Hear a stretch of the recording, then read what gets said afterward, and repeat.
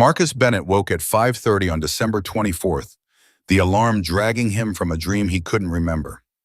The bedroom was cold, the radiator in the Dorchester apartment clanking but not producing much heat.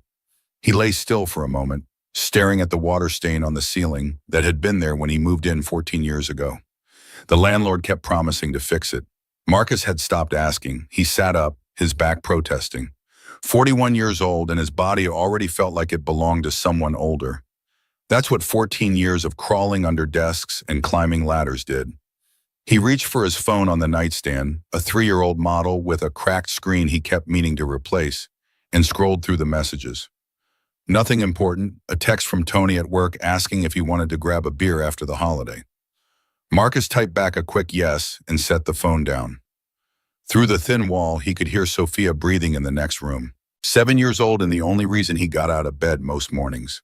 He stood, pulled on his jeans and a flannel shirt, and then moved quietly toward the kitchen. The apartment was small, 2 bedrooms, a kitchen barely wide enough for 2 people to pass, a living room that doubled as a dining room. Rent was $1,600 a month, half his take-home pay. Every month he told himself he should look for something cheaper, but Sophia's school was 3 blocks away, and the neighborhood was safe enough. Those things mattered more than money. He started the coffee maker, an old Mr. Coffee he'd bought at a yard sale, and opened the fridge. Eggs, milk, a package of bacon that was 2 days past the sell-by date, but probably still good. He'd make pancakes for Sophia when she woke up. Christmas Eve tradition, even if Christmas morning would be lean this year. While the coffee brewed, Marcus walked to the small shelf in the living room where he kept the things that mattered. A photo of his mother who'd passed 6 years ago from cancer, a photo of Sophia at her kindergarten graduation. Gap-toothed smile bright enough to hurt. And next to those, a small firefighter's memorial medal in a cheap frame. Below the medal was a faded photograph of a man in a Boston Fire Department uniform, arms crossed, standing in front of Engine 33, Thomas Bennett, his father. Marcus picked up the frame, held it in both hands. 27 years today. 27 years since his father had run into the Ashford building on Christmas Eve, 1998, and never come out. Marcus had been 14, stupid and brave in the way only teenage boys could be.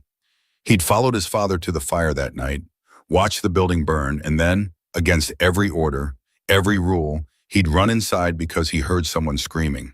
A little girl, maybe 8 or 9 years old. Blonde hair trapped under a burning wooden beam. Marcus had lifted this beam, pulled her free, dragged her toward the exit. Her arm was badly burned, her face streaked with soot and tears. He'd gotten her out, shoved her toward the paramedics, and turned to go back. That's when he saw his father, still inside, helping another man toward the door. And then the ceiling came down. Marcus set the photo back on the shelf. His hand was shaking. It always shook when he thought about that night. 3 firefighters died in the Ashford building collapse. His father was one of them. He'd saved Jonathan Ashford, the building's owner, saved him and his daughter. And then he died. Marcus had never learned the little girl's name. In the chaos of sirens and smoke and his mother's screaming, she'd disappeared. He'd spent years wondering if she even remembered him, if she knew that the reason she was alive was because his father wasn't. He used to imagine finding her, telling her the story, but what would he even say? Your life cost me my dad. Congratulations. He poured coffee into a chipped mug and sat at the kitchen table. Outside, the sky was still dark, but the street lights cast an orange glow through the window. Boston in December felt like the city was holding its breath, waiting for something better that never quite arrived. Marcus thought about his father every day, but Christmas hit different. Christmas was when the guilt settled in deepest, whispering that if he hadn't been so reckless, if he hadn't run into that building, Thomas Bennett would have made it out. The coffee was bitter. Marcus drank it anyway. He heard Sophia's door open, the soft pad of her feet on the worn carpet. She appeared in the kitchen doorway wearing her favorite pajamas, the ones with the little cartoon planets on them. Her hair was a mess, dark like his, and her eyes were half closed with sleep. Morning, kiddo. She yawned and climbed onto the chair across from him. Morning, Dad. Pancakes? Her face lit up. With the syrup I like? The expensive maple syrup from Vermont that costs more than our electric bill? Yeah, we got it. Sophia grinned. You always say that. Because it's always true. He stood and started pulling ingredients from the cupboard. Flour, sugar, baking powder. The routine was comforting. Sophia watched him, chin resting on her hands. Dad, can I ask you something? Always. Why don't you work as an engineer? You're really good at fixing things. Mr. Luis said you're better than half the guys in his department. Marcus cracked an egg into the bowl, stirring slowly. Luis Ramirez was the senior mechanical engineer at Ashford Technologies, where Marcus worked maintenance. Luis had been trying to get him to apply for an engineering position for 3 years now. Marcus always said no. I don't have the degree, Soph. You need a degree for that kind of work. But you went to college. For 2 years, then I stopped. To finish with your crying. Because your mother left and I'd call him to take care of you. Because I couldn't afford both tuition and daycare. Because I was 27 years old and terrified and didn't know how to do anything except show up and work. Life got complicated. Sophia frowned. That's what adults say when they don't want to explain. Smart kid, and too smart sometimes. You're right. The truth is, when your mom left, I had to make choices. School or you. I picked you. Do you regret it? Not even a little bit. She smiled, but there was something sad in it, like she understood more than a 7-year-old should. Marcus poured batter onto the hot griddle, watching it bubble and brown. He'd never told Sophia the full story of why her mother left.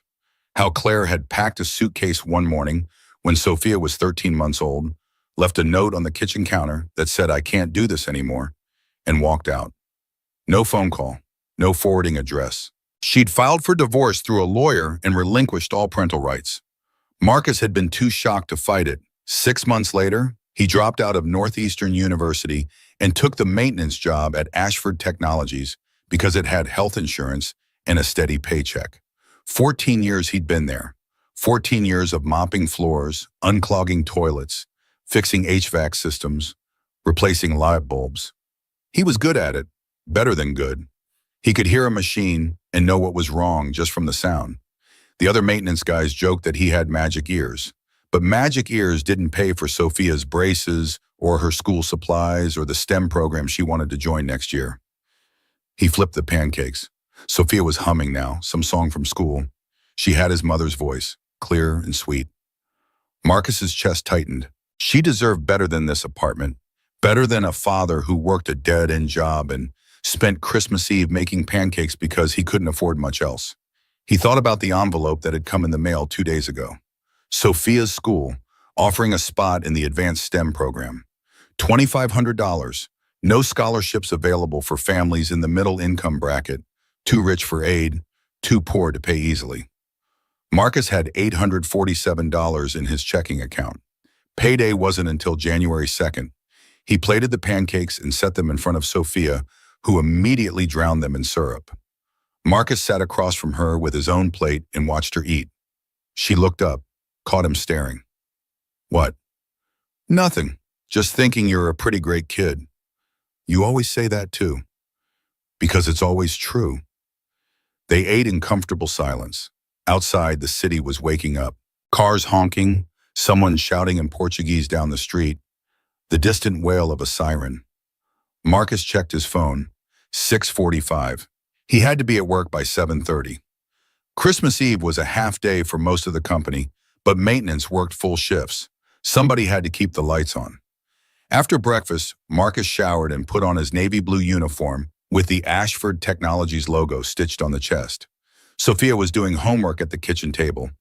Math problems that looked more complicated than anything Marcus remembered from 2nd grade. Dad, what's 8 times 7? 56. How do you know so fast? I don't know, I just do. She wrote down the answer, then looked up. Are we doing Christmas tonight or tomorrow? Tomorrow morning. I have to work late tonight. Sophia nodded, but her shoulders sagged a little. Marcus felt the guilt twist in his gut. She never complained, never asked for more than he could give, and somehow that made it worse. Hey, he said, kneeling next to her chair. Tomorrow's going to be good. I promise. I know, Dad. He kissed the top of her head. Love you, kiddo. Love you too. The commute to Ashford Technologies took 40 minutes on the Orange Line and then a 10-minute walk. The company headquarters was in a glass tower near the financial district, all sleek lines and modern architecture. Marcus always felt out of place walking through the lobby with its marble floors and expensive art. He swiped his badge at the service entrance and took the freight elevator to the basement, where the maintenance department was housed. Tony was already there, leaning against a workbench and drinking coffee from a styrofoam cup. Tony Morales, 52, built like a bear with a thick Boston accent and a laugh that could fill a room. He'd worked maintenance at Ashford for 23 years and had been Marcus's closest friend since day one. "Merry Christmas, you beautiful bastard."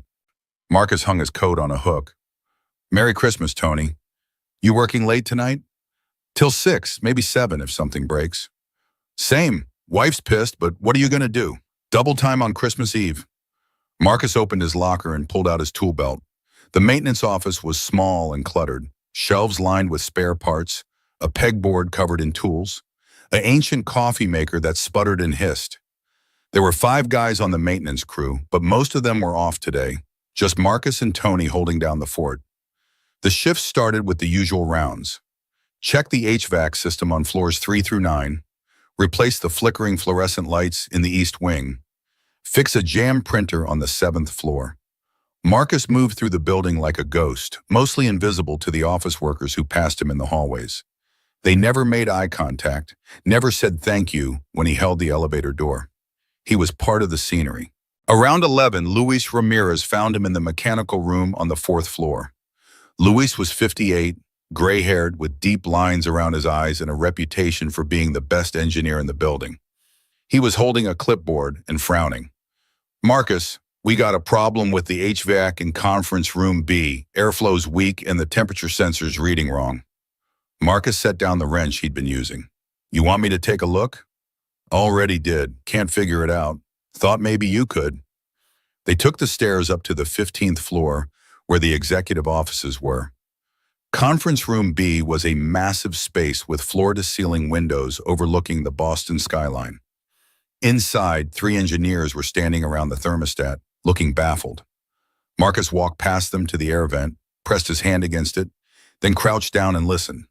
The hum was off, too high-pitched. He traced the ductwork with his eyes, mentally mapping the system. Then he stood and walked to the access panel in the corner, popped it open, and climbed inside. The ductwork was cramped and dark, but Marcus had been doing this long enough that he didn't need much light. He found the problem in less than 2 minutes. A damper stuck halfway closed, probably from a buildup of dust and a loose screw. He freed it, tightened the screw, and climbed back out. "Try it now." One of the engineers hit the thermostat. The airflow kicked in, strong and steady. Luis was grinning. "How the hell did you know?" Marcus shrugged. "The sound was wrong." "The sound?" "Yeah." Luis shook his head. "Marcus, you should be working with us, not fixing toilets." "I don't have a degree." "You don't need a degree to be smarter than half these guys." Luis gestured at the other engineers, who didn't look offended. They knew it was true. "I'm serious. I can put in a word with HR. Get you into an apprentice program." Marcus wiped his hands on his uniform. "I appreciate it, Luis, but I'm good where I am. You're wasting your talent."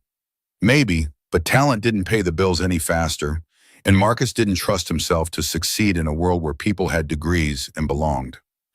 He thanked Luis and headed back downstairs, where Tony was waiting with a report of a clogged drain in the women's bathroom on the 3rd floor. The rest of the shift blurred together. Marcus fixed a broken coffee maker, reset a circuit breaker, replaced a faulty door lock. At 4:30, the office started emptying out. Employees streamed past him in their expensive coats and scarves, chattering about holiday plans. Marcus stayed until 6, finishing the last of his paperwork, then clocked out and headed for the exit. The temperature had dropped. Marcus pulled his coat tighter and started walking toward the tea station. He'd promised Sophia he'd pick up groceries on the way home, ingredients for Christmas dinner tomorrow. Nothing fancy, just a roast chicken and some vegetables, but it would be enough. Shaw's supermarket was crowded, everyone doing last-minute shopping. Marcus grabbed a cart and moved through the aisles, checking his list. Potatoes, carrots, a bag of frozen peas, butter. He paused at the bakery section, where a woman was boxing up gingerbread cookies. Sophia loved gingerbread. Marcus checked the price. $12. He hesitated, then grabbed a box. She deserved something special. At the register, the total came to $63.42. Marcus handed over his debit card and tried not to think about the dwindling balance in his account. The cashier bagged everything in 2 plastic bags, and Marcus headed out into the cold. Sophia was waiting at home, sitting on the couch with a book. She looked up when he came in, and her face brightened. "Did you get the stuff for gingerbread cookies?" Marcus held up the bakery box. "Even better, already made." She squealed and ran over, taking the box from his hands. "Can we eat them now?" After dinner, they made grilled cheese sandwiches and tomato soup, eating at the small kitchen table while Sophia talked about her day. She'd spent the afternoon at her friend Emma's house, playing some elaborate game involving dolls and a spaceship made out of cardboard. Marcus listened, nodding in the right places, letting her voice fill the apartment. She was happy. That was all that mattered. After dinner, they sat on the couch and watched a Christmas movie on TV. Sophia curled up against his side, her head on his shoulder. Marcus's arm went numb, but he didn't move. The movie was terrible, some overly sentimental thing about a kid who saves Christmas. But Sophia was laughing, so Marcus pretended to care. Around 8, he told her it was bedtime. She argued, because she always argued, but eventually brushed her teeth and climbed into bed. Marcus tucked her in, pulling the blanket up to her chin. "Dad?" "Yeah, kiddo?" "Do you think Santa knows we're not rich?" Marcus's throat tightened. "Santa doesn't care about rich or poor. He cares about good kids. And you're the best kid I know." She smiled, her eyes already drooping. "Love you, Dad." "Love you too, Soph." He turned off the light and closed the door halfway, the way she liked it. Then he went to his own room and sat on the edge of the bed. His phone buzzed, a text from Tony. "You still up for that beer tomorrow night?" Marcus typed back, "Yeah, could use one." He set the phone down and stared at the wall. Tomorrow would be Christmas. Sophia would open the few presents he'd managed to scrape together. A science kit, a book, some art supplies. She'd smile and say thank you, and she wouldn't complain that there wasn't more. But Marcus would see it in her eyes, that flicker of disappointment she tried so hard to hide. He thought about his father again. If Thomas Bennett had lived, would things be different? Would Marcus have finished his degree, gotten a better job, been able to give Sophia the life she deserved? Or would he still be here in this cramped apartment, wondering if he was enough? The truth was, he didn't know, and that scared him more than anything. Marcus woke the next morning to the sound of his phone ringing. He fumbled for it in the dark, squinting at the screen. 5:43 a.m. Unknown number. He almost didn't answer, but something made him swipe to accept. A voice on the other end, panicked and breathless. "Is this Marcus Bennett?" "Yeah, who's this?" "This is Officer Ramirez, Boston Police. We found your name and number in an employee directory for Ashford Technologies. We need you to come to Commonwealth Avenue near Chestnut Hill Reservoir. There's been an accident." Marcus sat up, suddenly wide awake. "What kind of accident?" "A vehicle went over the embankment. We're trying to identify the driver. Your name came up in a search." "I don't understand. I'm not..." "Sir, just get here as fast as you can." The line went dead. Marcus stared at the phone, his mind racing. He didn't know anyone who lived near the reservoir. He got out of bed, pulled on jeans and a coat, and checked on Sophia. She was still asleep, her face peaceful. He scribbled a quick note and left it on the kitchen table. "Had to run an errand. Back soon. Love, Dad." He grabbed his keys and headed out into the cold. The drive to Commonwealth Avenue took 20 minutes. The sun was just starting to rise, casting everything in a pale gray light. Marcus parked on the street and walked toward the flashing lights. Police cars, an ambulance, a fire truck. A small crowd had gathered, people in bathrobes and coats, standing at a distance and watching. Marcus approached one of the officers, a young guy with a buzz cut and a serious expression. "I'm Marcus Bennett. Someone called me." The officer nodded and gestured toward the embankment. "Down there, boy." Marcus walked to the edge and looked over. At the bottom of the steep slope, a black Mercedes was nose down in the frozen reservoir, the back end jutting up at an angle. The ice around it was cracked and broken. Paramedics were loading someone onto a stretcher. "Is the driver okay?" Unconscious but stable. We found an employee ID in the car, Ashford Technologies. We're trying to notify next of kin, but in the meantime, we thought maybe someone from the company could help.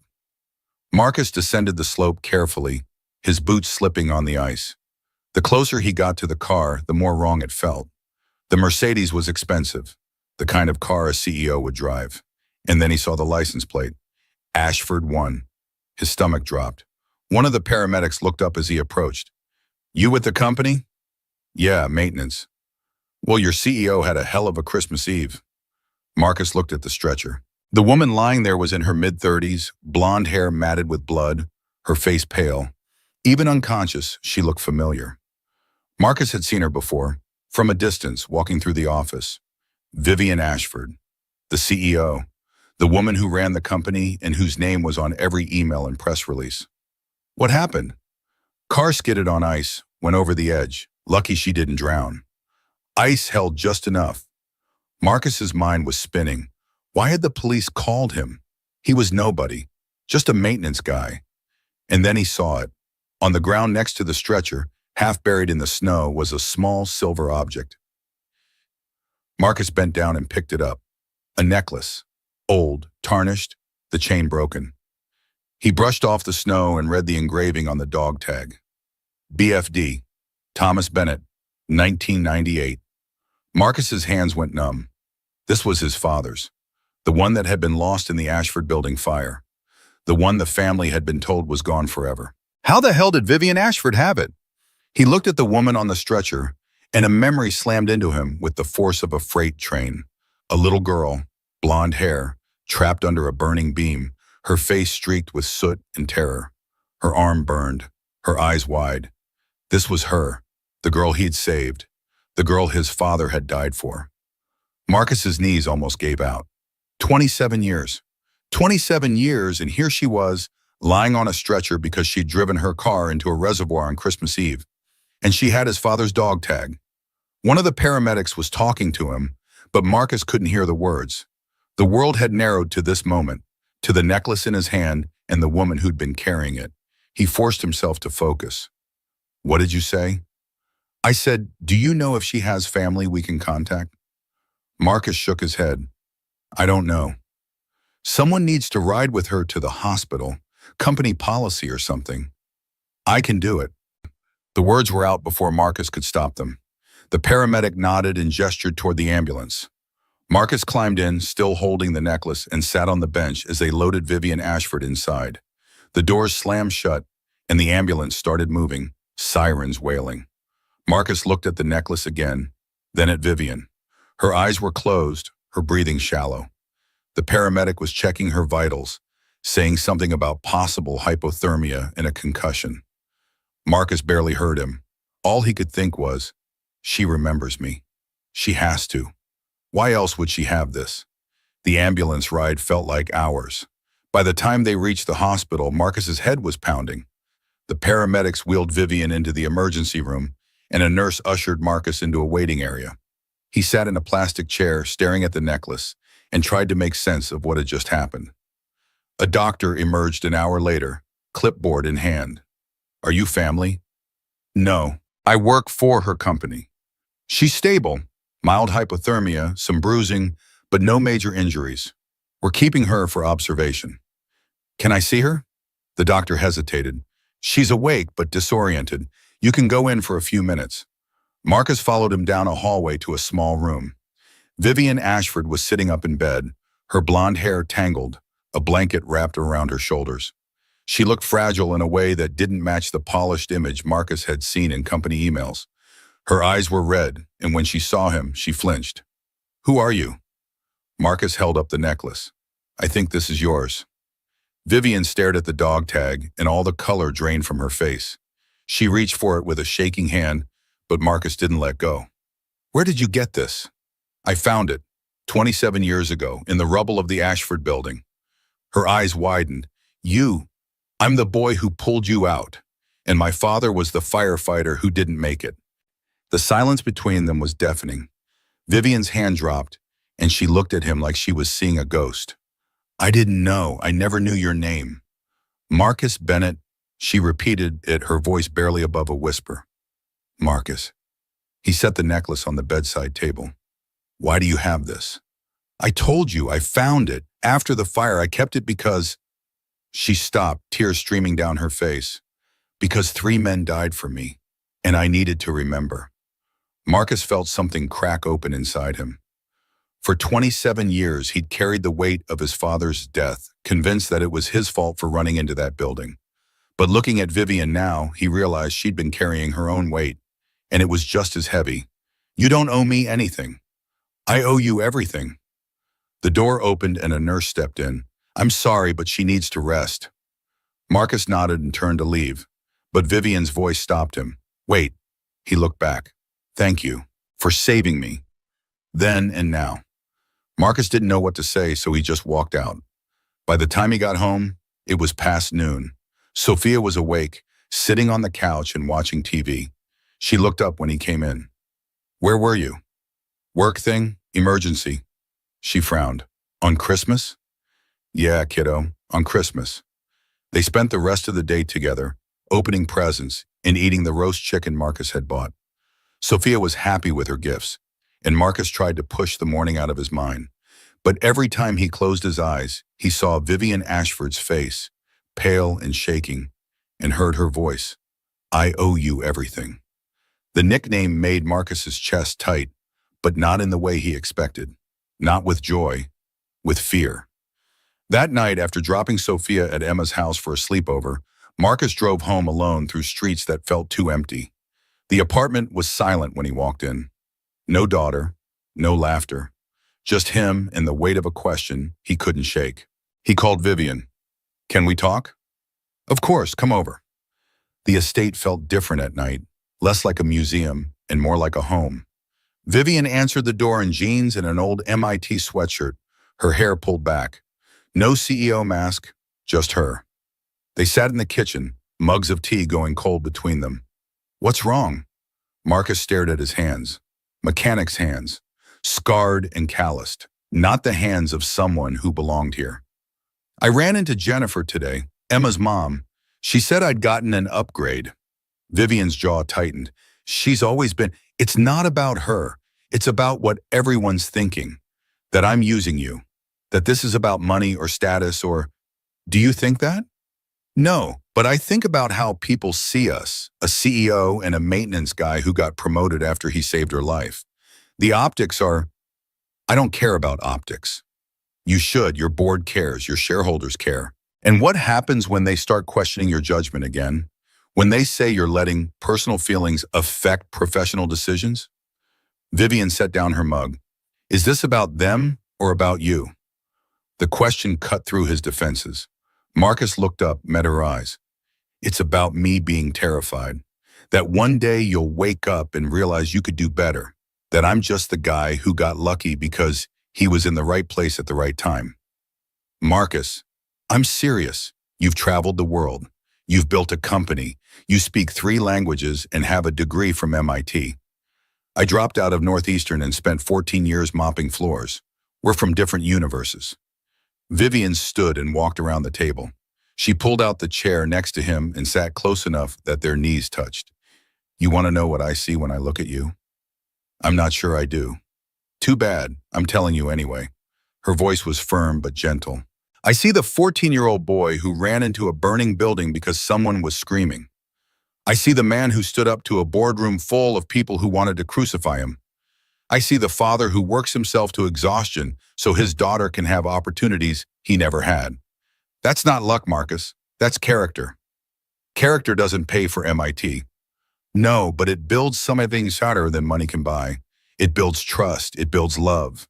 It builds a life worth living. She took his hand. You think I don't have doubts? I'm terrified too. Terrified you'll realize I'm not worth the baggage. That the nightmares and the panic attacks and the trauma are too much. That you'll leave like everyone else. Marcus looked at her. Really looked. He saw the fear in her eyes, the vulnerability she rarely showed. She wasn't the ice queen. She was just someone trying to believe she deserved happiness. I'm not leaving. Then stop assuming I'm settling. I'm not looking down from some pedestal, Marcus. I'm standing right next to you. And I'm choosing you. Every day. On a purpose. The words hit him harder than any argument could. She wasn't tolerating him. She was choosing him. There was a difference. Marcus pulled her close, burying his face in her hair. She smelled like cinnamon and something floral he couldn't name. I don't know how to do this. Neither do I, but maybe we figure it out together. They sat like that for a long time, holding each other in the quiet kitchen. Outside, the city lights flickered. Inside, two people who'd spent their lives believing they didn't deserve good things tried to accept that maybe they did. When Marcus finally pulled back, Vivian wiped her eyes. Stay tonight, just to sleep. I don't want to be alone. Okay. They went upstairs and Marcus lay next to her on top of the covers, both of them fully clothed. No expectations, just presence. Vivian fell asleep first, her breathing evening out. Marcus stared at the ceiling and thought about what she'd said. I'm choosing you, every day, on purpose. Maybe that was enough. Maybe that was everything. That night, after Sophia was asleep, Marcus sat at the kitchen table and thought about his father, about the fire, about the little girl with blonde hair who'd grown up to be a CEO, and about the necklace that had somehow found its way back to him. He didn't know what any of it meant, but he knew one thing. His life had just gotten a lot more complicated. The call came 3 days after Christmas. Marcus was replacing a broken thermostat on the 9th floor when his phone buzzed in his pocket. Unknown number. He almost ignored it, but something made him answer. Mr. Bennett, this is Jenna Park, assistant to Vivian Ashford. Ms. Ashford would like to meet with you. Today, if possible. Marcus wiped his hands on his pants. The hallway was empty, fluorescent lights humming overhead. I'm working. She's aware. She'd like to see you at 5 o'clock in her office, 15th floor.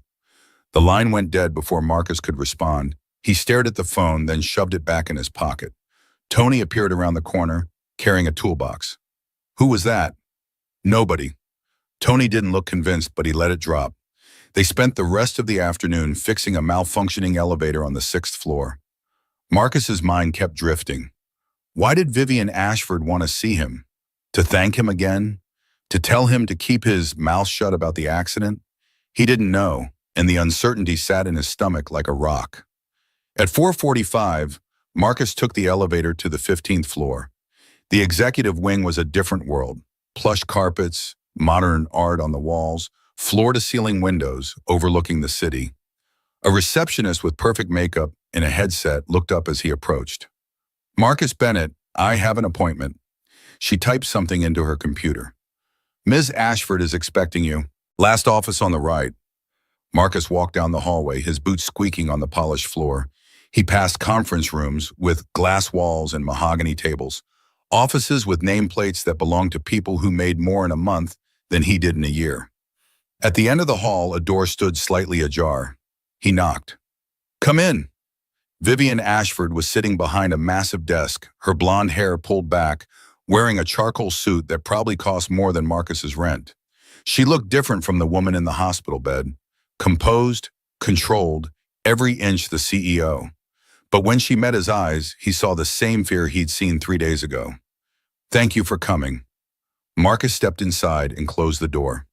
The office was enormous, with a sitting area, a bookshelf lined with industry awards, and a view of the harbor that made his chest tighten. He didn't belong here. Every instinct told him to turn around and leave. You wanted to see me. Sit, please. He lowered himself into one of the chairs across from her desk. Vivian folded her hands on the surface, and Marcus noticed her right wrist, a long scar, faded but unmistakable. A burn scar from the fire.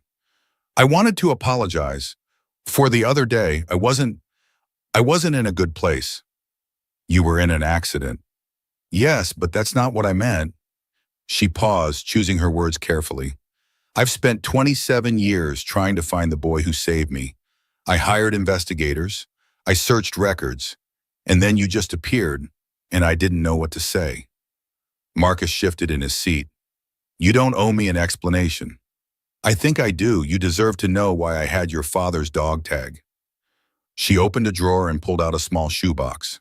Inside were newspaper clippings, photographs, and the necklace. She spread them on the desk like evidence. After the fire, they cleared the building. It took months. I was 9 years old, and I went back to the site with my father. I don't know why. Maybe I needed to see it. And I found this. She touched the dog tag. I asked my father what it meant. He told me it belonged to one of the firefighters who died, Thomas Bennett. Marcus's throat tightened. So you kept it. As a reminder that I'm alive because 3 men aren't. The words hung in the air between them. Marcus looked at the clippings, at the faded photographs of the Ashford building engulfed in flames. He saw his own face in one of them, a blurry 14-year-old being pulled back by a police officer, fighting to go inside. I don't blame you. You should. My father made a choice. He ran into that building because it was his job, because he believed in saving people. That's on him, not you. Vivian's eyes filled with tears, but she didn't let them fall. I've spent my entire life trying to earn the right to be here, to justify their sacrifice, and I still don't know if I've done enough. Marcus understood that feeling. He'd spent his entire life trying to prove he wasn't a failure, that dropping out of college and working maintenance didn't make him worthless. And here was Vivian Ashford, CEO of a $500 million company, saying the same thing. You can't earn it. You just have to live. She nodded slowly, then leaned back in her chair. I asked you here for another reason. I want to offer you a position. Junior mechanical engineer. Starting salary $78,000. Marcus's heart stopped. What? Luis Ramirez has been recommending you for years. I finally looked at your file. You have 2 years of engineering coursework from Northeastern. Your maintenance reports show problem-solving skills that most of my engineers don't have. You're wasted in your current role. I don't have a degree. Then we'll put you through an apprentice program, 6 months probationary. If you perform, we make it permanent. Marcus's mind was spinning. $78,000. Nearly double what he made now. He could pay for Sophia's STEM program. He could move to a better apartment. He could stop living paycheck to paycheck. But something about this felt wrong. Is this because of the accident? No, it's because you're good at your cue and you deserve a chance. People are going to think you're doing me a favor. Let them think what they want. Marcus stood, pacing to the window. The city stretched out below, lights flickering on as the sun set. He thought about his father, about the choices that had brought him here. And he thought about Sophia, who deserved a father who wasn't afraid to take a risk. I'll do it. Vivian smiled, the first genuine smile he'd seen from her. Good. Start after New Year's. Marcus left the office in a daze. On the elevator ride down, he checked his phone. A text from Sophia. Are you bringing pizza home? He typed back, better, I'm bringing good news. The first week of January came fast.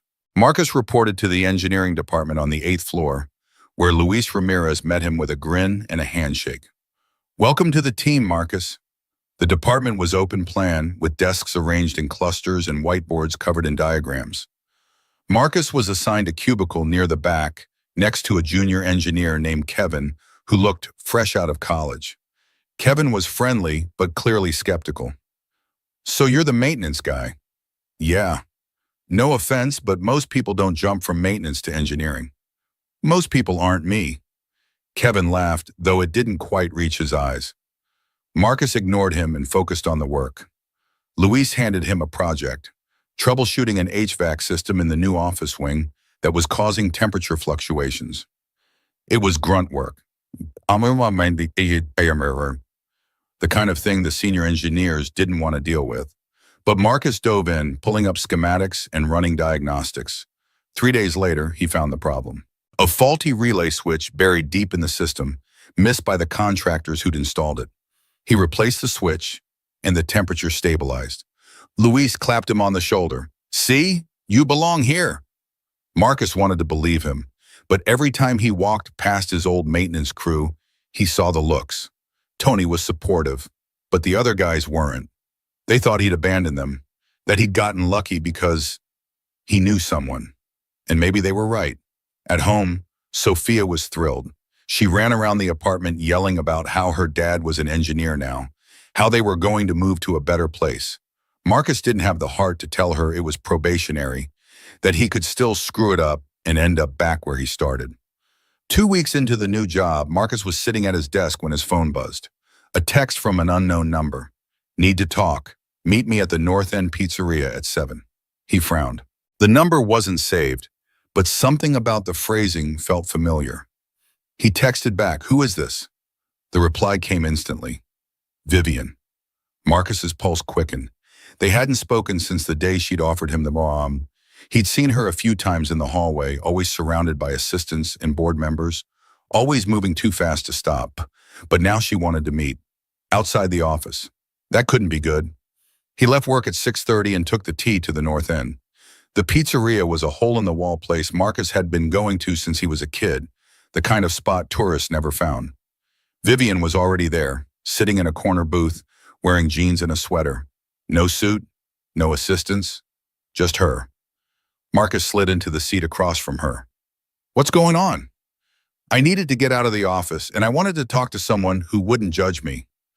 "I'm not sure I'm that person." "You're the only person." The waitress came over, and they ordered a pizza and 2 beers. Vivian looked exhausted, dark circles under her eyes, her hands wrapped around a glass of water. "The board is pushing back on the Q1 projections. They think I'm being too conservative. My CFO, Helen Whitmore, has been campaigning to replace me for months, and now she has allies." "Why are you telling me this?" "Because I don't have anyone else to tell." Marcus took a sip of his beer. "You're the CEO. You have a whole company. And every single one of them wants something from me. You're the only person who doesn't." That wasn't entirely true. Marcus wanted to keep his job, wanted to prove he deserved it, but he understood what she meant.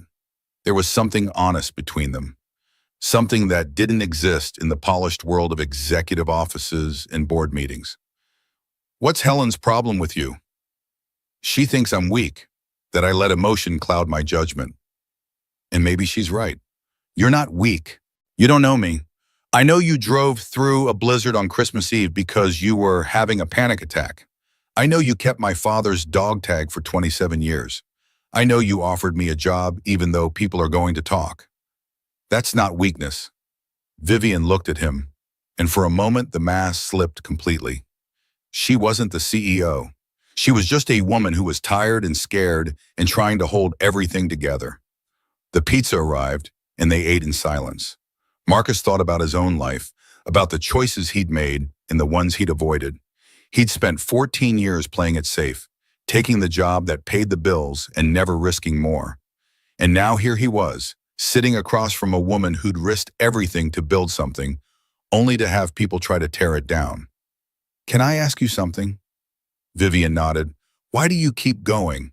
If it's this hard, why not step down?" "Because if I do, then what was it all for? My father built this company. 3 men died so I could be here. If I walk away, their sacrifices mean nothing." Marcus understood that. He'd spent his whole life trying to make his father's death mean something, trying to be the kind of man Thomas Bennett would have been proud of. But somewhere along the way, he'd forgotten that living wasn't the same as existing. Maybe it's not about what they sacrifice. Maybe it's about what you do with the life they gave you. Vivian's eyes softened. That's easy to say. Doesn't make it wrong. They finished the pizza and walked outside. The night was cold, snow starting to fall in lazy flakes. Vivian pulled her coat tighter and looked up at the sky.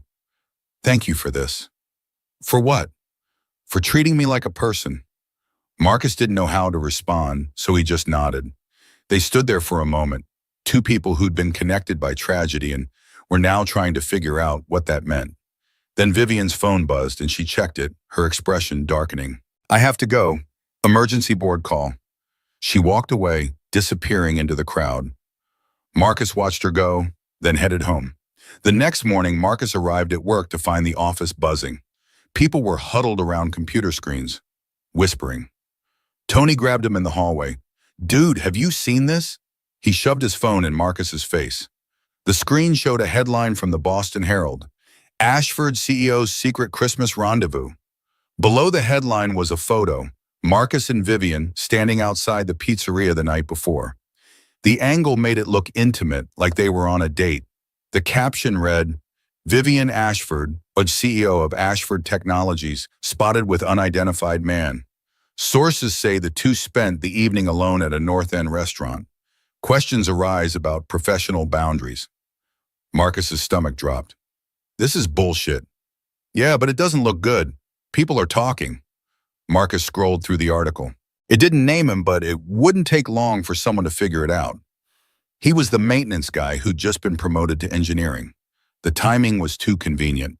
People would assume he'd slept his way into the job, that Vivian had given him special treatment. By lunchtime, the rumors had spread. Kevin smirked when Marcus walked past his desk. Nice promotion, man. Guess it pays to know the right people. Marcus ignored him and went to Luis's office. Luis was staring at his computer screen, his expression grim. I assume you've seen the news. It's not what it looks like. I don't care what it looks like, but HR is going to care, and the board is going to care. You need to be prepared for questions. Marcus ran a hand through his hair. I didn't do anything wrong. I believe you, but perception matters. That afternoon, Marcus was called to HR. The director, a stern woman named Patricia Green, sat across from him with a file open on her desk. Mr. Bennett, we need to discuss your relationship with Miss Ashford. There is no relationship. She's my boss. According to the Herald, you were seen having dinner with her. We got pizza. That's not a relationship. It's a breach of protocol. Employees are not to fraternize with executives outside of work functions. Marcus's jaw tightened. She wanted to talk. I listened. That's it. Patricia made a note in the file. I'm going to recommend you take a leave of absence while we investigate. Investigate what? I didn't do anything. It's for your protection as much as hers. Marcus stood, his hands shaking. This is ridiculous. It's company policy. He walked out before he said something he'd regret. On the way to the elevator, he ran into Vivian. She was surrounded by assistants, but when she saw him, she stopped. Marcus! Not now. He didn't wait for a response. He took the elevator down, grabbed his coat, and left the building. Outside, the snow was falling harder, the wind cutting through his jacket. His phone buzzed. A text from Sophia. Dad, kids at school are saying mean things about you. Are you okay? Marcus's chest tightened. This wasn't just about him anymore. It was about Sophia, about the life he'd been trying to build for her, and now it was falling apart because of a photo and a headline. He texted back, I'm fine, kiddo. Don't listen to them. But he wasn't fine. He was angry and humiliated and scared. Scared that he'd lose the job, that he'd go back to maintenance, that Sophia would see him as the failure he'd always feared he was. He walked for an hour, not caring where he was going. Eventually, he found himself at the Ashford Building Memorial, a small park with a plaque listing the names of the people who died in the fire. Thomas Bennett, Robert Cruz, James Wilson, Rachel Morrison. Rachel Morrison. Marcus had never noticed that name before. He pulled out his phone and Googled it. The results were sparse, a brief mention in an old Herald article about the fire. Rachel Morrison, 22, intern at Ashford Corporation. She'd been working late on Christmas Eve. She'd helped evacuate people, including Jonathan Ashford and his daughter, and then she died when the ceiling collapsed. Marcus stared at the name. 4 people dead. 4 lives ended so others could continue. And one of those others was Helen Whitmore. He pulled up the company directory on his phone and searched for Helen. Helen Whitmore, Chief Financial Officer, age 45. Before Ashford, she'd worked at 2 Fortune 500 companies, always climbing, always pushing. And according to LinkedIn, her maiden name was Morrison. Marcus's blood ran cold. Helen's sister had died in the fire. That's why she wanted Vivian gone. It wasn't about business. It was personal. He needed to tell someone. But who? Vivian was under scrutiny. Luis couldn't do anything. And Marcus had no proof, just a hunch and a name on a memorial plaque. He walked back to the office, but instead of going inside, he sat on a bench across the street and watched. At 6:30, Helen Whitmore emerged, carrying a briefcase and talking on her phone. She looked confident, almost smug. Marcus felt the anger rising in his chest. His phone buzzed. A text from Vivian. Can we talk? He hesitated, then typed back. Not a good idea. Her response came immediately. Please, I need to explain. Marcus sighed and walked across the street. He took the elevator to the 15th floor, where Vivian was waiting in her office. She looked like she hadn't slept, her hair loose around her shoulders, her suit jacket draped over a chair. "I'm sorry for all of this. It's not your fault." "It is. I shouldn't have asked you to meet me. I should have known someone would see." Marcus sat down. "It doesn't matter. What's done is done. HR wants you to take a leave of absence. I know." "I told them no." Marcus looked up sharply. "What?" "I told them you did nothing wrong, that I asked you to meet me, that it was professional." "They're not going to believe you." "I don't care. I'm not letting you take the fall for this." Marcus's throat tightened.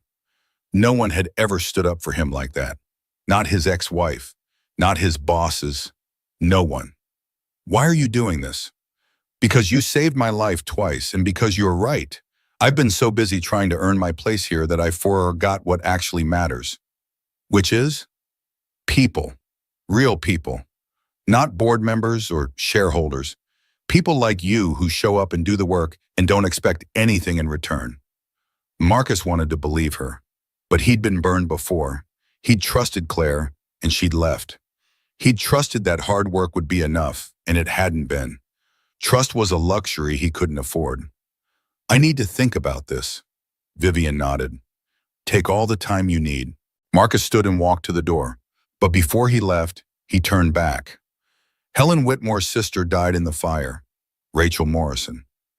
Vivian's face went pale. "How do you know that?" "The memorial. I looked it up. Helen isn't going after you because of business. It's revenge." Vivian sank into her chair, her hands trembling. "I didn't know." "Neither did I. But now we do." Marcus left before she could respond. On the way down, he thought about the web they were all caught in. Him, Vivian, Helen, Sophia. 4 people connected by a fire that happened 27 years ago, and none of them could escape it. That night, Marcus sat at the kitchen table and told Sophia everything. Not the details, but enough. That people were saying mean things because of a misunderstanding. That he might have to leave his new job. That things were going to be hard for a while. Sophia listened, her face serious. When he finished, she reached across the table and took his hand. "Dad, are you scared?" Marcus thought about lying, about being the strong father who had all the answers. But he was tired of pretending. "Yeah, kiddo, I am." "That's okay. Mom always said being scared just means you care about something." Marcus's chest ached. Claire had left, but she'd given him Sophia, and Sophia was the only thing that mattered. "When did you get so smart?" "I've always been smart. You just finally noticed." He laughed, the sound cracking the tension in the room. They sat there for a while, holding hands across the table, and Marcus realized something. No matter what happened with the gurney or the board or Helen Whitmore, he had this. He had Sophia, and that was enough. The next morning, Marcus went back to work. He didn't hide in his cubicle or avoid eye contact. He walked in with his head up and did his job. Kevin made a snide comment, and Marcus ignored him. Another engineer asked if the rumors were true, and Marcus said no. By lunchtime, the whispers had died down. At 3 o'clock, his phone buzzed. A text from Vivian. "Board meeting tomorrow, 9 a.m. They're calling for my resignation. I need you there." Marcus stared at the screen. She was asking him to walk into the fire again, to risk everything for someone he barely knew. Every logical part of his brain screamed no. But then he thought about his father, about the choice Thomas Bennett had made to run into a burning building, about the little girl who'd grown up carrying the weight of that sacrifice. He typed back, "I'll be there." Marcus arrived at the Ashford Technologies building at 8:30, wearing the only suit he owned, a black one he'd bought for his mother's funeral 6 years ago. It still fit, barely, the shoulders a little tight. He took the elevator to the 15th floor, where Vivian's assistant Jenna was waiting. "Ms. Ashford is already in the boardroom. They started early." Marcus's stomach nodded. "She asked me to be here." But Jenna hesitated, then nodded toward the double doors at the end of the hall. "Go ahead." The boardroom was massive, with a long mahogany table and leather chairs. 7 people sat around it, all older, all wearing expensive suits. Vivian was at the head of the table, her posture rigid. Helen Whitmore sat 3 seats down, her expression carefully neutral. When Marcus entered, every head turned. Richard Thornton, the board chairman, was in his late 60s with silver hair and a face that had forgotten how to smile. He looked at Marcus like he was an insect that had wandered in by mistake. "Who is this?" Vivian stood. "This is Marcus Bennett. I asked him to be here. This is a closed board meeting. And I'm invoking my right to bring a witness." Thornton's jaw tightened, but he gestured to an empty chair against the wall. Marcus sat, feeling the weight of every stare. Helen was watching him with something that looked like satisfaction. Thornton shuffled papers in front of him. "Let's get to it.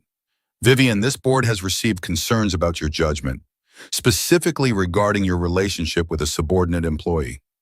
"There is no relationship. Marcus helped me after a car accident. We had one dinner to discuss his career path. That's it." A woman named Karen Reeves leaned forward. She was in her early 60s, sharp-eyed and skeptical. "The optics are terrible. A CEO alone with a maintenance worker she just promoted? It looks like favoritism at best, harassment at worst." Marcus earned his promotion. Luis Ramirez recommended him 3 years ago. I finally acted on it. Helen spoke for the first time, her voice smooth and measured. "But the timing, Vivian. You promote him right after he pulls you from a car accident. On Christmas Eve, no less. And then you're photographed having dinner with him. It raises questions." Vivian's hands clenched on the table. Questions that have answers. Marcus has skills this company needs. His promotion had nothing to do with the accident. Then why didn't you promote him 3 years ago when Luis first recommended him? The silence stretched. Marcus could see Vivian struggling, trying to find an explanation that wouldn't sound defensive. Helen was good. She knew exactly where to press. David Park, a board member in his 50s, cleared his throat. "Vivian, we're not questioning your intentions, but we have a responsibility to protect this company's reputation. The Herald article has shareholders asking questions. Clients are concerned. We need to address this. By firing an innocent man? By putting him on leave while we investigate?" Marcus felt the floor drop out from under him. He'd expected this, but hearing it said out loud made it real. He was about to lose the job he'd barely started, the chance he'd spent 14 years waiting for. "No."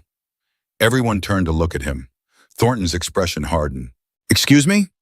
Marcus stood, his legs shaking but his voice steady. "I'm not taking leave. I didn't do anything wrong." "That's not your decision." "Actually, it is. You can fire me, but you can't make me disappear because it's convenient." Helen's eyes narrowed. "Mr. Bennett, no one is trying to make you disappear. We're trying to protect both you and Ms. Ashford from further scrutiny. By assuming we're guilty. By following protocol." Marcus stepped closer to the table. He could feel his heart hammering, but he forced himself to keep talking. "I've worked at this company for 14 years. I show up every day, I do my job, and I don't ask for anything I haven't earned. And now you want to throw me out because someone took a picture and wrote a story." Thornton's voice was ice. "Sit down, Mr. Bennett. No, you need to hear this. Ms. Ashford saved my life once. Not literally, but she gave me a chance when no one else would. She saw something in me that I'd stopped seeing in myself, and if that makes her a bad CEO, then you're judging the wrong person." Karen Reeves exchanged a glance with David Park. Helen's expression remained unreadable. Thornton looked like he wanted to have Marcus removed by security. "Are you finished?" "Not quite. I know about Rachel Morrison." The room went silent. Helen's face drained of color. Vivian looked at Marcus sharply, confusion and something like fear in her eyes. "Who?" Marcus pulled out his phone and held it up, showing the memorial website he'd found. "Rachel Morrison, 22 years old, intern at Ashford Corporation, died in the 1998 fire helping evacuate people, including Jonathan Ashford and his daughter. She was Helen Whitmore's sister." Helen stood abruptly. "That has nothing to do with this." "It has everything to do with this. You're not going after Ms. Ashford because of business decisions or optics. You're going after her because your sister died saving her life, and you blame her for it." The silence that followed was suffocating. Thornton looked at Helen, his expression shifting from irritation to shock. Karen Reeves picked up her phone and started typing. David Park leaned back in his chair, processing. Helen's composure cracked. "You have no idea what you're talking about." "Then tell them I'm wrong. Rachel died because Jonathan Ashford insisted on working late on Christmas Eve, because he brought his daughter to the office when she should have been home, Because the Ashfords always put their ambitions above everyone else's safety. Vivian's voice was barely a whisper. I didn't know. Of course you didn't. You were 9 years old, living in a mansion while my family planned a funeral we couldn't afford. And then your father took the insurance money and built an empire. We got $5,000 and a condolence letter. Thornton held up a hand. Helen, if this is true, why didn't you disclose it when you were hired? Because it was 27 years ago. Because I buried it. Because I thought I could separate personal from professional. Her voice cracked. But I can't. Every time I see her, I see Rachel. And I can't forgive that. Karen Reeves looked at Vivian. Did you know about this? Not until yesterday. Marcus found the memorial. Why didn't you bring it to the board immediately? Because I wanted to understand it first. And because, Vivian's voice caught. Because Helen is right. 4 people died that night so I could live. And I don't know how to make that okay. The words hung in the air, raw and honest. Marcus saw something shift in the room. Karen Reeves looked uncomfortable. David Park was frowning. Even Thornton's icy demeanor thawed slightly. Helen sank back into her chair, her face in her hands. I didn't want this. I didn't want to be this person. Vivian stood and walked around the table until she was standing next to Helen. Your sister was a hero. She saved my life and my father's life. And I owe her a debt I can never repay. You owe her nothing. She made a choice. So did my father. So did Marcus's father. So did 2 other firefighters. And we're all still here trying to figure out how to live with it. Helen looked up, tears streaming down her face. I've hated you for so long, and it didn't change anything. Rachel is still gone. Vivian knelt next to her chair, and the room watched in stunned silence as the CEO took her CFO's hand. I'm sorry for everything, for not knowing, for not honoring her memory, for not seeing your pain. Marcus felt his chest tighten. This was what grief looked like when it finally found its voice. Not anger or blame, but exhaustion. The kind of exhaustion that came from carrying something too heavy for too long. Thornton cleared his throat. I think we need to adjourn and reconvene when everyone has had time to process this. Karen Reeves nodded. Agreed. Vivian, take the rest of the day. Helen, you should too. The board members filed out, leaving Marcus, Vivian, and Helen in the room. Helen wiped her eyes and looked at Marcus. How did you figure it out? I didn't. I just saw the name on the memorial and put it together. And you thought telling everyone in a board meeting was the best approach? I thought honesty was better than watching you destroy both of you. Helen laughed, a broken sound. You're either very brave or very stupid. Probably both. Vivian helped Helen stand. Let me get you some water. I don't need water. I need to figure out what happens next. What do you want to happen? Helen looked at her, really looked at her, for what felt like the first time. I want to stop hating you, but I don't know how. Maybe we start by remembering Rachel together, by making sure her sacrifice meant something. Helen nodded slowly. Maybe. She left the room and Vivian collapsed into a chair. Marcus sat across from her, the adrenaline draining from his body. That was insane. That was necessary. Did I just get us both fired? I don't know, but thank you for being there.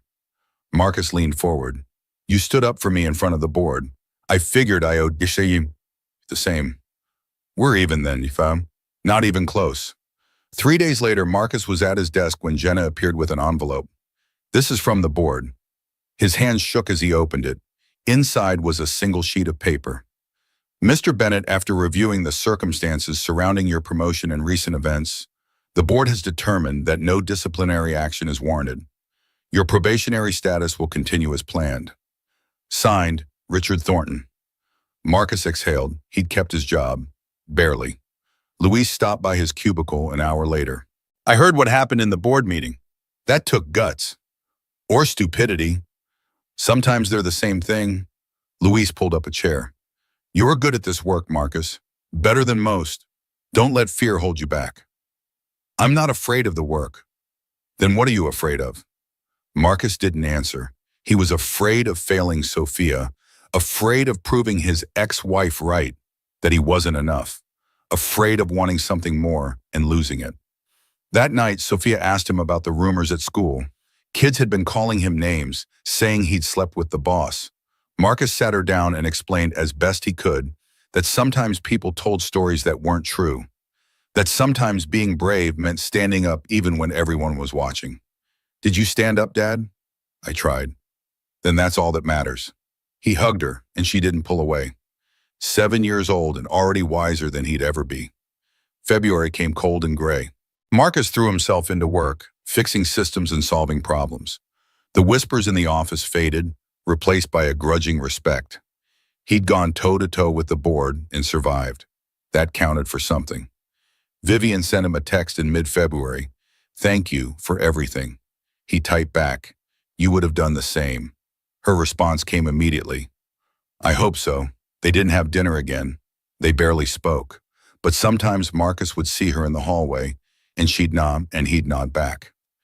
It was enough. On the last Friday of February, Marcus picked Sophia up from school and drove to Ashford Estate. Vivian had invited them for dinner. A proper dinner, with Sophia included. Marcus had almost said no, but Sophia had begged, and he couldn't deny her. The estate looked different in daylight, less intimidating, more lived in. Vivian answered the door herself, no assistant, wearing jeans and a sweater. She smiled when she saw Sophia. "You must be Sophia. And you must be the lady my dad saved." Vivian laughed. "I am. Come in." The inside of the house was warmer than Marcus remembered. There were fresh flowers on the table, music playing softly. Sophia ran ahead, exploring, and Vivian led Marcus to the kitchen. "I made lasagna, or tried to. It might be terrible." "I'm sure it's fine." They ate in the dining room, Sophia chattering about school and her friends and a science project she was working on. Vivian listened with genuine interest, asking questions, laughing at Sophia's jokes. Marcus watched them and felt something shift in his chest. This was what normal looked like. Sitting at a table, sharing a meal, no agendas or expectations. After dinner, Sophia curled up on the couch with a book. Vivian and Marcus sat on the back patio, bundled in coats, watching the sun set over the frozen garden. Helen resigned. Marcus looked at her. "When?" "Yesterday. She said she needed time to deal with her grief. The board accepted." "How do you feel about it?" "Relieved, sad, guilty, all of it." Marcus understood. Guilt was a constant companion, always whispering that you didn't deserve what you had. "Do you regret it? The promotion? The dinner, all of it?" "No, but I regret that you got hurt because of me." "I'm fine. Are you?" Marcus thought about the question. Was he fine? He had a job he'd wanted for years. He had Sophia. He had enough money to stop worrying every month. But there was a hollowness, a sense that he was still waiting for the other shoe to drop. "I'm working on it," Vivian smiled. "Me too." They sat in silence, the cold biting but bearable. Marcus thought about his father, about the choices that had led them here, and he thought about what he'd told Vivian weeks ago. Maybe it's not about what they sacrificed. Maybe it's about what you do with the life they gave you. He was starting to believe it. March brought warmer weather. Marcus's probationary period ended, and his position was made permanent. Louise threw him a small celebration in the break room, and even Kevin shook his hand. Sophia got accepted into the STEM program, and Marcus paid the tuition without flinching. For the first time in years, he felt like he was moving forward instead of just surviving. Vivian called him on a Tuesday afternoon. "Can you meet me tonight? Same place as before?" Marcus hesitated. "Is this about work?" "No, it's personal." He met her at the North End Pizzeria at 7. She was already there, sitting in the same booth, but this time she looked lighter, less burdened. "I wanted to tell you something. I've been seeing a therapist, working through the PTSD, the survivor's guilt, all of it." "That's good. It's hard, but I think it's helping. And I wanted to thank you for pushing me to face it." "I didn't push you. You did, by being honest, by not letting me hide." Marcus took a sip of his beer. "You would have gotten there eventually." "Maybe, but maybe not." She leaned forward, her eyes serious. "I also wanted to ask you something. Do you think we could be friends? Real friends, not just people connected by tragedy." Marcus thought about it. They'd been through something most people couldn't understand. They'd saved each other, in different ways, and he liked her honesty, her determination, the way she didn't pretend to have all the answers. "Yeah, I think we could."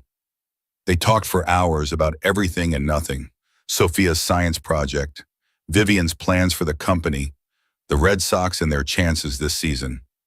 When they finally left, it was past 10, and Marcus felt something he hadn't felt in years: hope. Over the next few months, they fell into a rhythm. Dinner once a week, sometimes with Sophia, sometimes without. They talked about work, about life, about the weight they both carried, and slowly the weight got lighter. In June, Vivian invited Marcus and Sophia to a company picnic. Sophia played with the other kids while Marcus and Vivian stood under a tree watching. "She's a great kid." "She is. Takes after her old man." Vivian laughed. "Modest, aren't you?" "Realistic." She turned to him, and there was something different in her expression. Something vulnerable. "Marcus, can I ask you something?" "Always." "Do you think people like us get second chances? People who've spent so long surviving that they forgot how to live?" Marcus looked at Sophia, chasing a soccer ball across the grass, her laughter carrying on the wind. He thought about his father, about the fire, about all the years he'd spent believing he didn't deserve more. And he thought about Vivian, standing next to him, asking the same question. "I think we're already living them." Vivian smiled, and it reached her eyes. "Good, because I'd like to keep trying." "Me too." Marcus didn't respond immediately. He was watching Sophia chase the soccer ball across the grass, her laughter carrying on the wind. Then he watched Vivian watch Sophia, and something clicked into place. It was the little things. The way Vivian had memorized that Sophia liked her sandwiches cut diagonally, not straight across. The way she crouched down to Sophia's eye level when talking, never standing over her. The way she'd bought a book about raising daughters and left it on her nightstand, pages flagged and annotated. Vivian wasn't visiting his life. She was building one with him, with them. And Marcus realized something that made his breath catch. He wanted to marry this woman. Not in some distant, theoretical future. He wanted to stand in front of people and say, "These vows matter and she matters, and we're doing this together." He wanted Sophia to have stability, to know that Vivian wasn't temporary. He wanted to wake up every morning and see Vivian's face and know she was his. The thought terrified him, but it also felt inevitable, like a door that had been closed for 14 years suddenly swinging open. "Marcus? You okay?" He blinked, turning back to Vivian. "Yeah, just thinking." "About what?" "About how I'm going to ask you to marry me. About how I need to find a ring I can actually afford. About how I want Sophia to help me plan it, because this isn't just about you and me, it's about all three of us. About how lucky I am." Vivian's smile was soft. "We both are." And under that tree, on a Saturday in June with the sound of children playing and the sun warm on their faces, Marcus made a decision. He was going to take the risk, because some things, some people, were worth being afraid for. They stood there side by side, watching Sophia play. And for the first time in a long time, Marcus felt like he was exactly where he was supposed to be. August came hot and humid. Marcus took Sophia to Cape Cod for a week, the first vacation they'd had in years.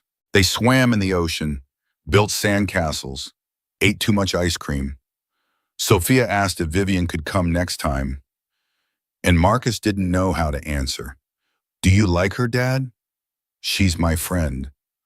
"But do you like her?" Marcus laughed. "When did you become a matchmaker?" "I'm just saying, she makes you smile, and you don't smile enough." He didn't argue.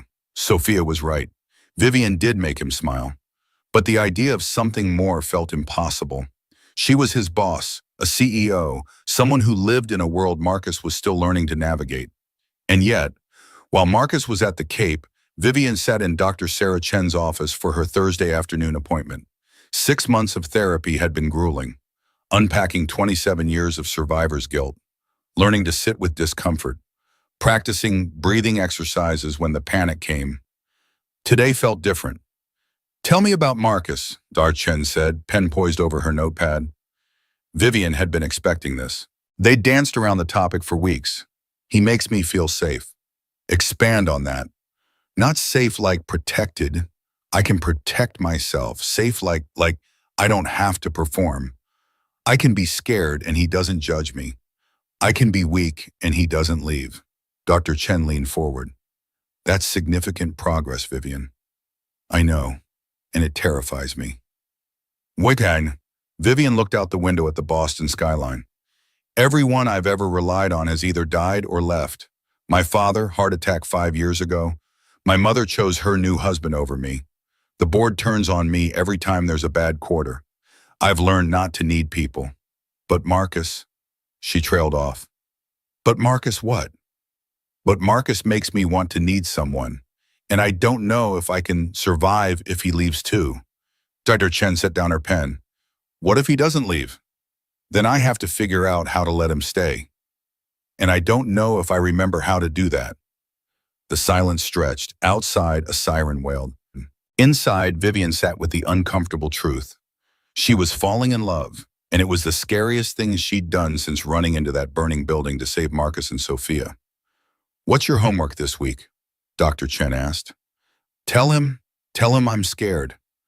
Good. And Vivian, being scared doesn't make you weak. It makes you human. Vivian nodded, but she didn't quite believe it. Not yet. When they got back from vacation, Vivian called. I need a favor. The HVAC in my house is broken, and the repair company can't come until next week. I'm dying in this heat. I can take a look. Marcus drove to the estate the next evening. Vivian let him in, her face flushed from the heat. The house was stifling. Marcus went to the basement and found the problem immediately.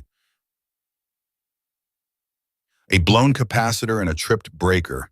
He fixed it in 20 minutes and the cool air started flowing. When he came back upstairs, Vivian was sitting on the couch with 2 glasses of iced tea. You're a lifesaver. Just doing what I'm good at. Marcus, can I ask you something? And I need you to be honest. Okay? Do you see me as your boss or as something else? The question caught him off guard. He sat down across from her, choosing his words carefully. At first you were my boss. Then you were the girl I saved. Then you were someone I didn't understand. Now you're my friend, and maybe... He stopped. Maybe what? Maybe more than that, but I don't know if that's smart or even possible. Vivian set down her glass. Why not? Because you're Vivian Ashford, CEO, rich, powerful, and I'm Marcus Bennett, engineer, paycheck to paycheck, single dad. We're from different worlds. So were we 27 years ago, and yet here we are. Marcus's heart was pounding. What are you saying? I'm saying I like you, not because you saved me or because you're good at your job. I like you because you're honest and kind, and you see me as a person, not a title. And I'd like to see where this goes, if you want to. Marcus thought about all the reasons this was a bad idea. The gossip, the power imbalance, the risk of losing everything. But then he thought about what Sophia had said. You don't smile enough. And he thought about his father, who'd run into a burning building because saving people mattered more than safety. Sometimes you had to take the risk. Yeah, I want to. Vivian's smile was like sunrise.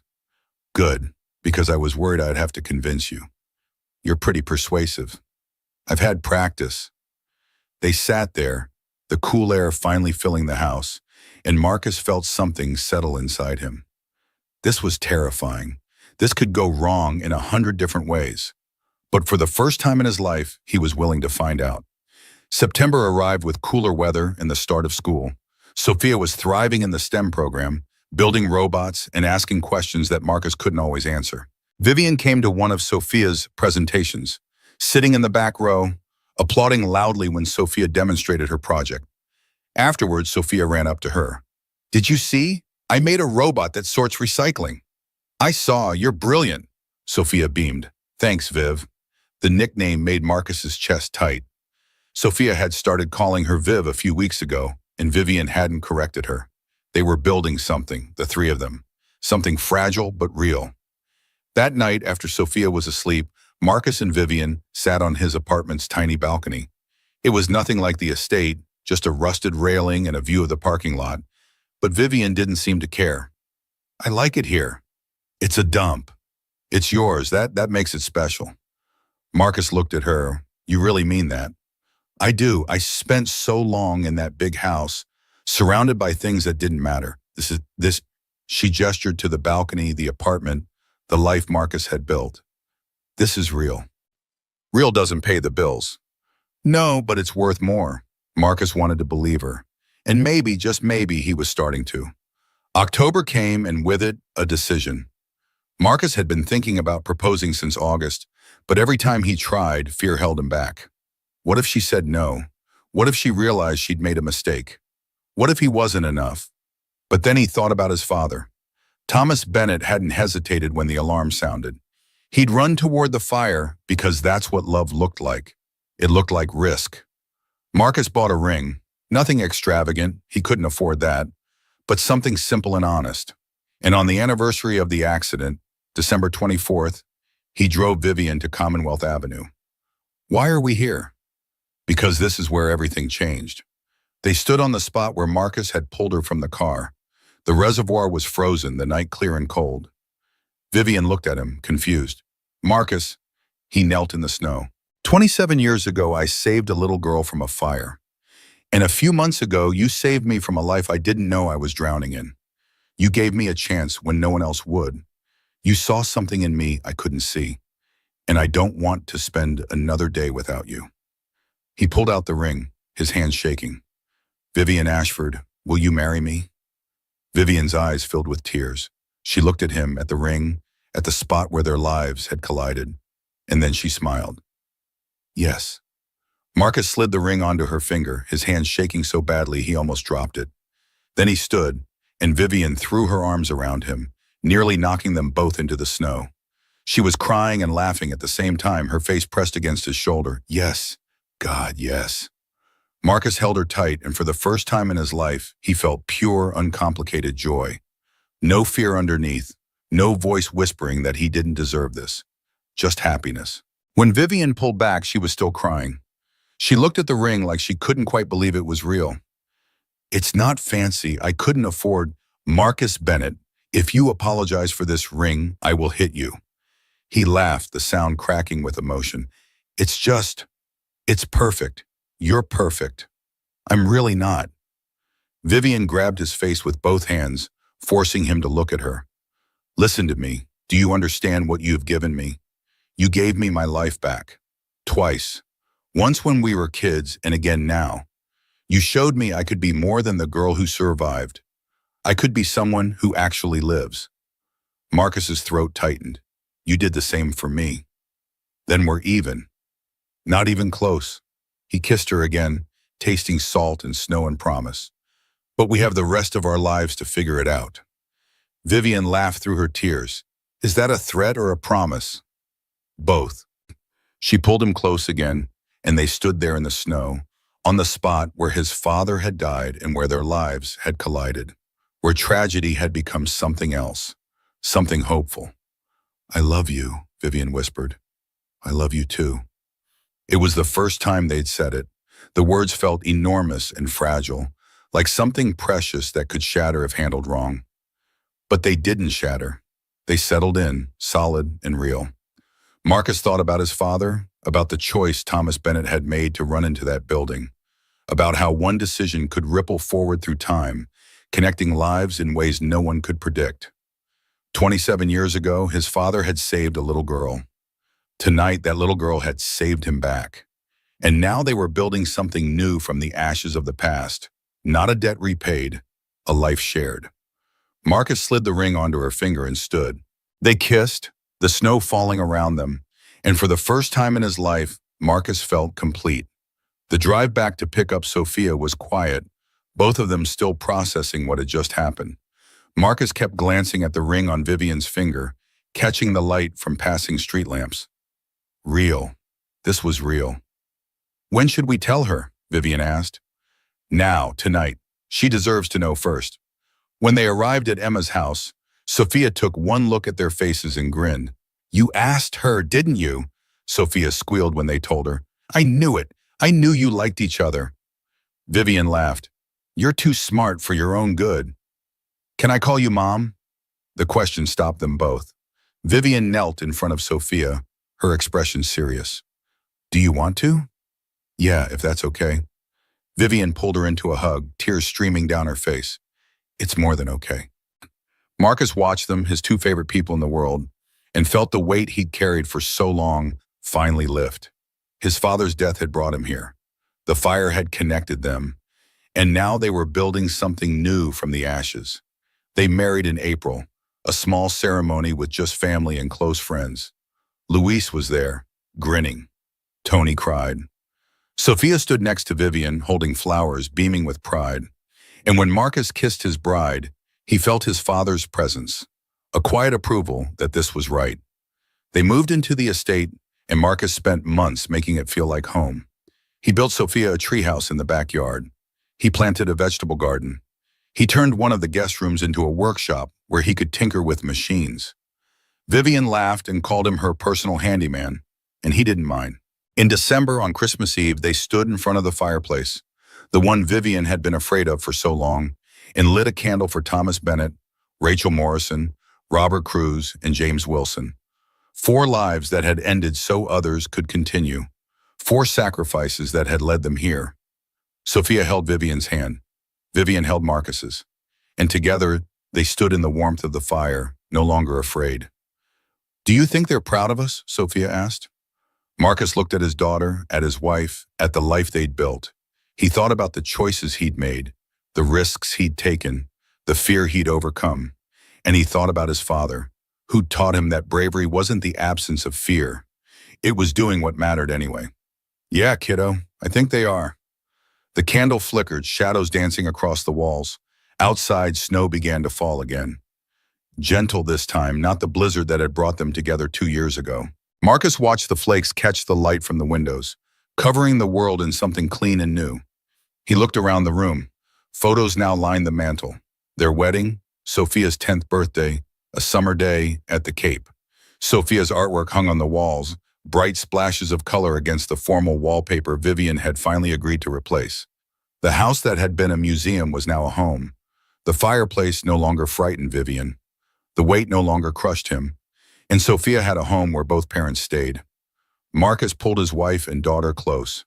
Vivian's head rested on his shoulder, Sophia tucked between them, the 3 of them watching the flame together.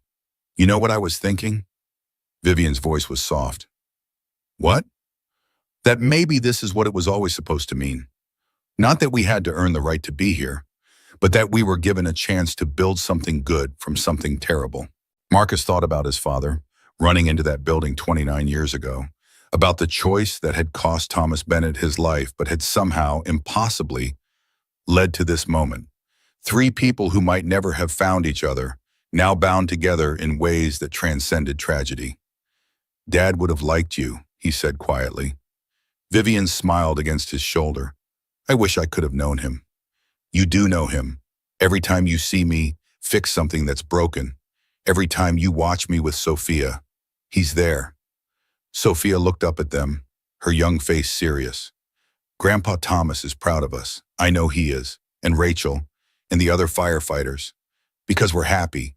And that's what they wanted, right? For people to be happy." Out of the mouths of 10-year-olds. Together they watched the flame burn steady and bright, no longer a symbol of what they'd lost, but of what they'd built. A light in the darkness. A promise kept. The candle would burn until morning, Marcus decided. A vigil for the dead, but also a celebration of the living. Of second chances and hard-won peace. Of love that grew in the spaces between grief. Outside, the snow continued to fall, covering old scars with something new. And inside, 3 people who'd found each other in the ruins of the past stood together in the warmth of the fire, finally, completely, home. Marcus tightened his arms around his family.